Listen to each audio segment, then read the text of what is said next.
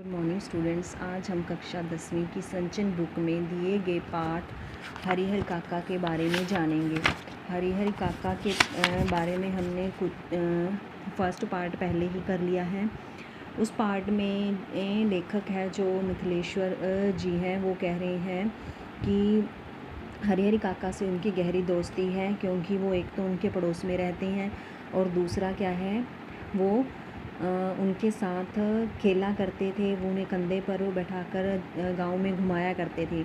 लेकिन आज हरिहर काका थोड़े निराश हैं। वो किसी भी बात का जवाब नहीं दे रहे हैं, क्योंकि वो एक दुविधा में फंसे हुए हैं। उनके जो भाई हैं वो उसकी 15 बीघे ज़मीन हथियाना चाहते हैं, तो दूसरी ओर जो गांव की ठाकुर बारी है, वहाँ के जो महंत हैं वो उसकी ज़मीन को प्राप्त करना चाहते हैं, क्योंकि हरिहर काका की 2 शादियाँ हुई, दोनों ही पत्नियाँ उसकी मर चुकी हैं, ना ही उसके कोई औलाद है, जिस कारण से सभी चाहते हैं कि हमें उसकी ज़मीन जायदाद मिल जाए। तो आज हम सेकंड पार्ट करेंगे।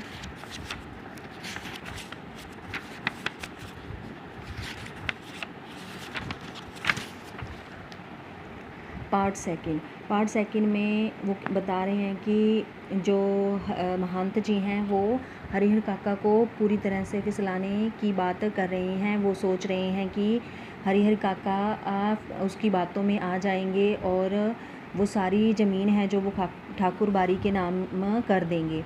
तो महंत जी उसकी आओ भक्त में 2 सेवकों को बुलाते हैं और कहते हैं कि इनके लिए अच्छे से एक बिस्तर लगाया जाए, इनके आराम का प्रबंध किया जाए, इनको अच्छे से खिलाया पिलाया जाए।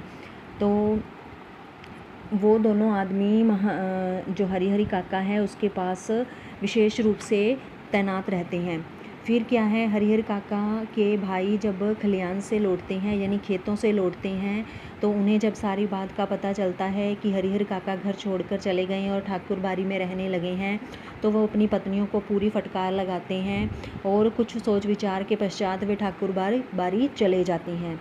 वो इसलिए नहीं जाते कि वो जो हरिहर काका उसकी चिंता करते हैं, बल्कि इसलिए जाते हैं कि उन्हें डर है कि हरिहर काका अपनी ज़मीन ठाकुर बारी को न दे दे।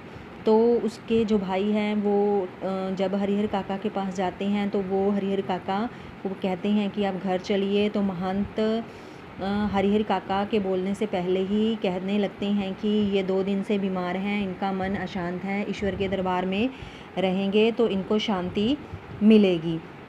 लेकिन उसके भाई हैं जो जिद पकड़ लेते हैं और ठाकुर बारी के जो साधु हैं वो उन्हें समझाने लगते हैं कि 1-2 दिन यहाँ रुकेंगे तो अच्छे हो जाएंगे, उसके बाद ये घर लौट जाएंगे।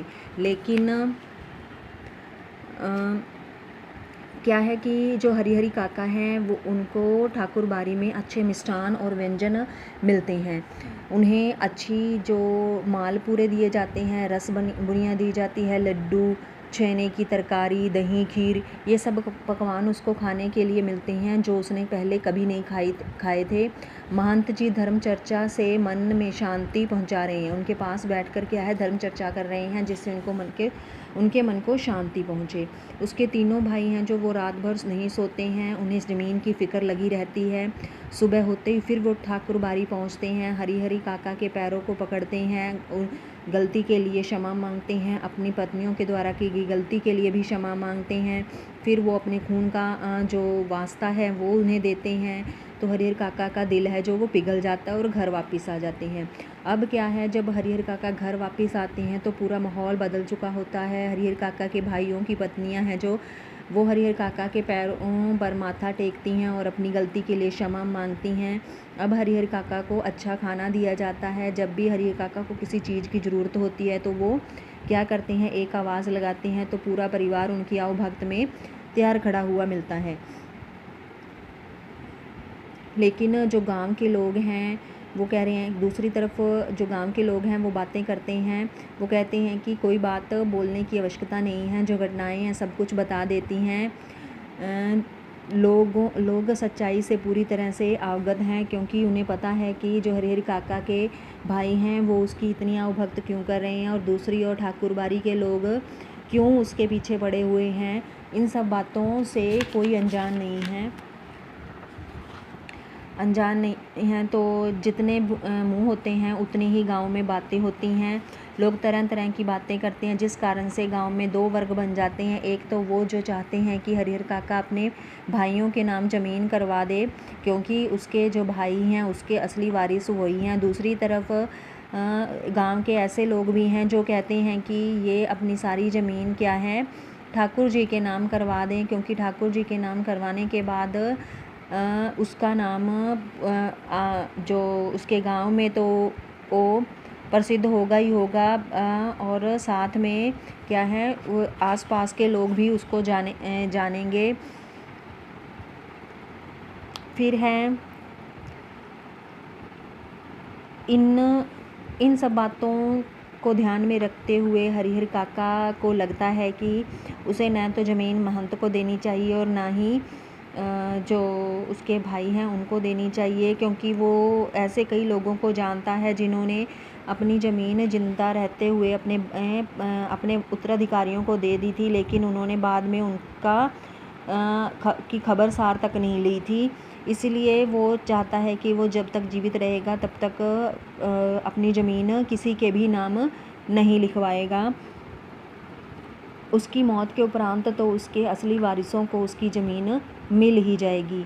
दूसरी तरफ जो महंत हैं वो क्या करते हैं, जब भी वो हरिहर काका को अकेला देखते हैं तो वो मौका अपने हाथ से नहीं गंवाते और यही कहते रहते हैं कि तुम अपनी ज़मीन ठाकुर बारी के नाम कर दो और पूरी ज़िंदगी ठाकुर बारी में राज करो, और मरने के उपरांत तुम्हारी आत्मा को ले जाने के लिए स्वर्ग से विमान आएगा, यानी कि तुम सीधा स्वर्ग को जाओगे। तो हरिहर काका न तो महंत को हाँ कहते हैं और न ही ना कहते हैं, क्योंकि वो मानते हैं कि महंत जी की कृपा से ही उसकी जो घर में आओ भक्त होने लगी है वो वही पर उसी का परिणाम है। क्योंकि अगर महंत जी उन्हें ना लेकर जाते तो घर वाले उसके साथ इतना अच्छा व्यवहार नहीं करते थे। इसीलिए वह महंत जी को कोई ऐसी बात नहीं कहना चाहता था जिससे कि उनको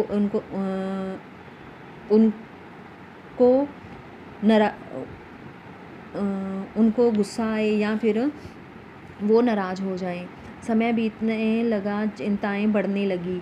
महंत की चिंताएं भी बढ़ रही थी, क्योंकि उसके हाथ में फंसी हुई चिड़िया बाहर न चली जाए, इसका उसे खूब डर था।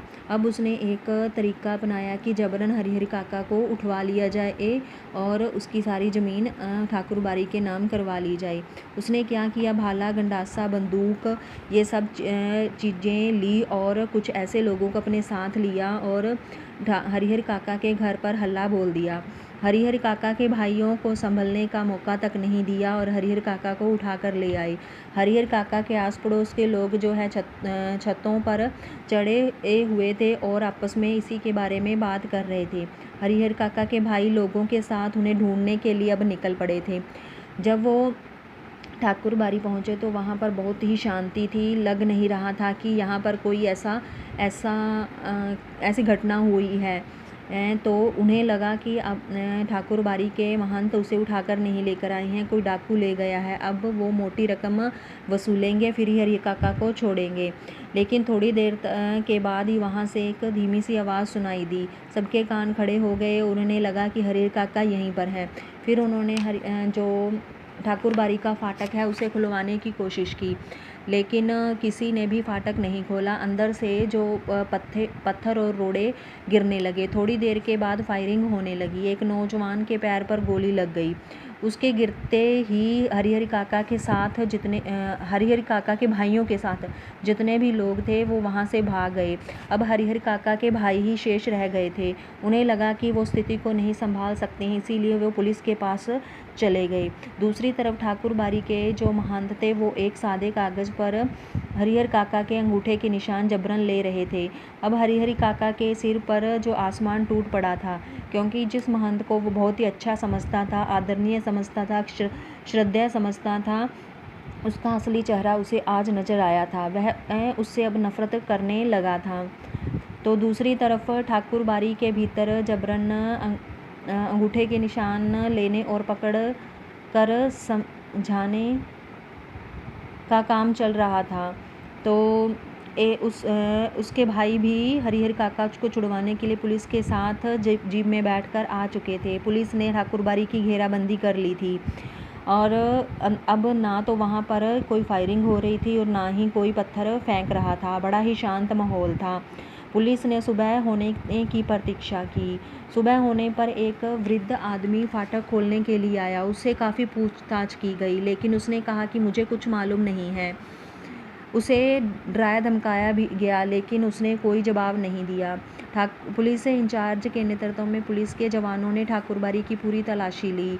हर एक कमरे की छानबीन की गई, लेकिन उन्हें कुछ नहीं मिला।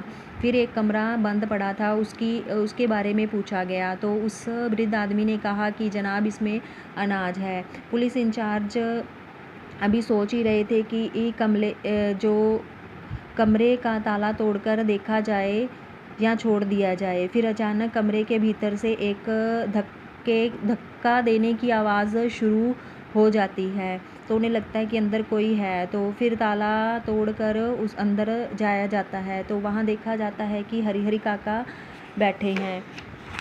उनके हाथ और पाँव बंधे हुए हैं, मुंह में कपड़ा ठूस कर बांध दिया गया है। हरिहर काका ज़मीन पर लुढ़कते हुए दरवाजे तक आ गए थे और पैर से उसे धक्का लगा रहे थे। काका को बंधन मुक्त किया गया, उसके मुंह से कपड़ा निकाला गया। हरिहर काका ने ठाकुरबाड़ी के महंत पुजारी की काली करतूतों से पर्दाफाश किया। उसने कहा कि वे हत्यारे हैं, डाकू हैं, कसाई हैं। उन्हें इस रूप में कमरे में बंद कर गुप्त दरवाजे से वो भाग गए हैं कि उन्होंने कई सादे और लिखे हुए कागज़ों पर जबरन उनके अंगूठे के निशान ले लिए हैं। तो इस तरह से हमने पार्ट सेकंड किया। तो आगे हम पार्ट थर्ड में इसके पार्ट थर्ड में हम इस पार्ट की आगे जानकारी प्राप्त करेंगे। तो हमने फर्स्ट और सेकंड पार्ट जो किया है बच्चों, उसको अच्छे से पढ़ लेना और नेक्स्ट वीडियो में थर्ड पार्ट करेंगे। धन्यवाद।